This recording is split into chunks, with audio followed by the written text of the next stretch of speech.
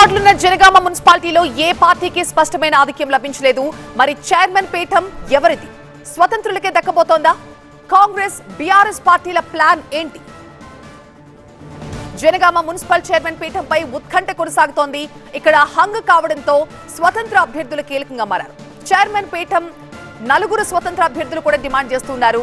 అయితే గెలిచిన స్వతంత్ర అభ్యర్థుల్ని గెలుచుకునేందుకు అటు కాంగ్రెస్ బీఆర్ఎస్ రెండు పార్టీలు పోటాపోటీగా ప్రయత్నాలు చేస్తున్నాయి. 15వ వార్డు స్వతంత్ర అభ్యర్థి పాండుని రెండు పార్టీల నేతలు చుట్టుముట్టినంత పనిచేశారు. కౌంటింగ్ కేంద్రం నుంచి ఆయన్ని కారులో తీసుకెళ్లారు గుర్తు తెలియని వ్యక్తులు. జనగామ మున్సిపాలిటీలో మొత్తం 30 వార్డులున్నాయి. కాంగ్రెస్ 12, బీఆర్ఎస్ 13, సిపిఎం 1, స్వతంత్రులు 4 గెలుచుకున్నారు.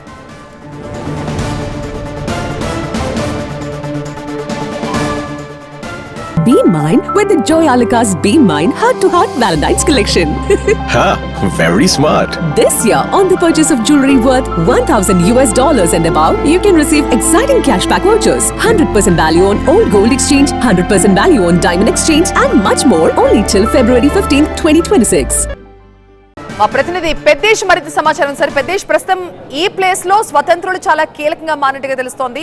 సో ఆల్రెడీ ఒక వ్యక్తిని ఎవరో గుర్తు తెలియని వ్యక్తులు తీసుకెళ్లారు అని చెప్తున్నారు, ఒక గెలిచిన వ్యక్తిని. ఏంటి అక్కడ ఏం జరుగుతోంది? ఈ పార్టీల పోటీ ఎలా ఉంది అక్కడ?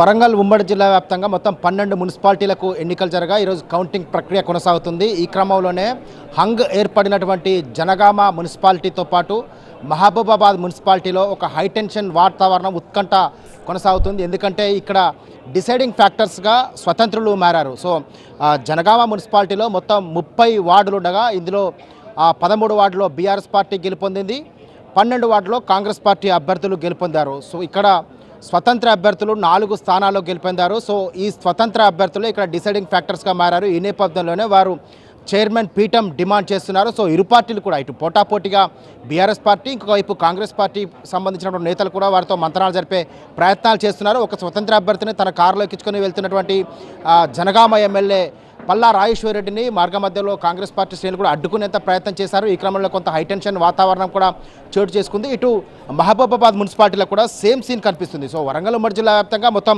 12 మున్సిపాలిటీలలో స్టేషన్ గన్పూర్, ములుగు, మరిపెడ, డోర్నకల్, పరకాల ఈ 5 మున్సిపాలిటీలలో స్పష్టమైన మెజారిటీ ప్రదర్శించినటువంటి కాంగ్రెస్ పార్టీ ఇక్కడ ఈ 5 మున్సిపాలిటీలను కైవసం చేసుకుంది.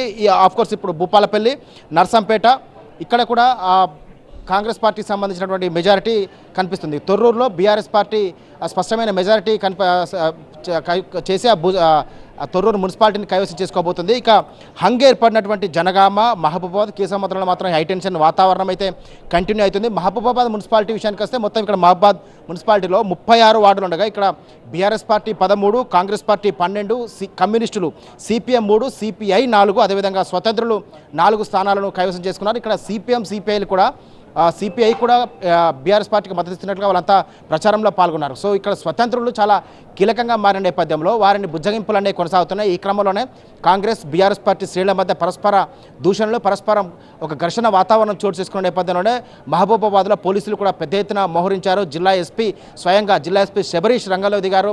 ప్రత్యేకంగా స్ట్రైకింగ్ ఫోర్స్ను పట్టుకుని ఆయన అల్లరి జరగకుండా కట్టడి చేసే ప్రయత్నాలు చేస్తున్నారు. మొత్తం మీద అయితే మహబూబాబాద్లో ఒక టెన్షన్ వాతావరణం కొనసాగుతుంది.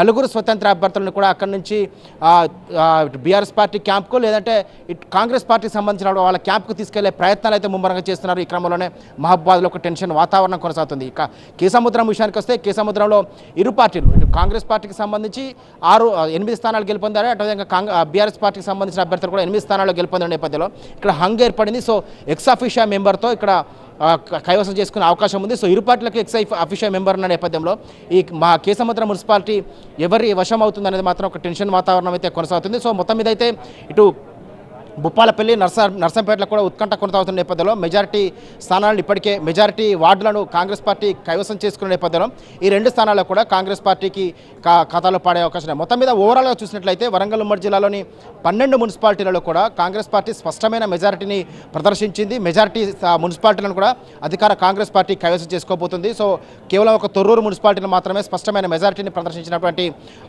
బీఆర్ఎస్ పార్టీ తొర్రూరు మున్సిపాలిటీని హస్తగతం బీఆర్ఎస్ పార్టీ కైవసం చేసుకోబోతుంది. కనిపిస్తుంది. ఇక ఉమ్మడి వరంగల్ జిల్లా వ్యాప్తంగా చూసినట్లయితే ప్రచారంలో కూడా కీలక నేతలు ప్రచారం నిర్వహించారు.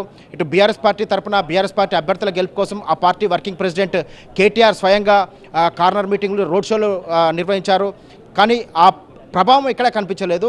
ఇటు కాంగ్రెస్ పార్టీకి సంబంధించి ముఖ్యమంత్రి ఒక రోడ్ షోలో ముఖ్యమంత్రి ఒక భూపాలపల్లి నిర్వహించినటువంటి సభలో పాల్గొన్నారు. ఇక మంత్రులు ఎక్కడికక్కడ ప్రచారం నిర్వహించారు. ఉమ్మడి వరంగల్ జిల్లా ఇన్ఛార్జ్ మంత్రిగా ఉన్నటువంటి పొంగులేటి శ్రీనివాసరెడ్డి కూడా విస్తృతంగా ప్రచారం నిర్వహించారు. ఆ ప్రచారం ఇక్కడ స్పష్టంగా ఫలితాలపైన ప్రభావం కనిపించినట్టుగా కనిపిస్తుంది. సో హంగ్ ఏర్పడినటువంటి ప్రాంతంలో మాత్రం ఇప్పుడు ఒక టెన్షన్ వాతావరణం కంటిన్యూ అవుతుంది. అక్కడ అల్లరి జరగకుండా పోలీసులు కూడా కట్టడి చేసే ప్రయత్నాలు అయితే ముమ్మరం చేశారు. రైట్ ప్రదేశ్.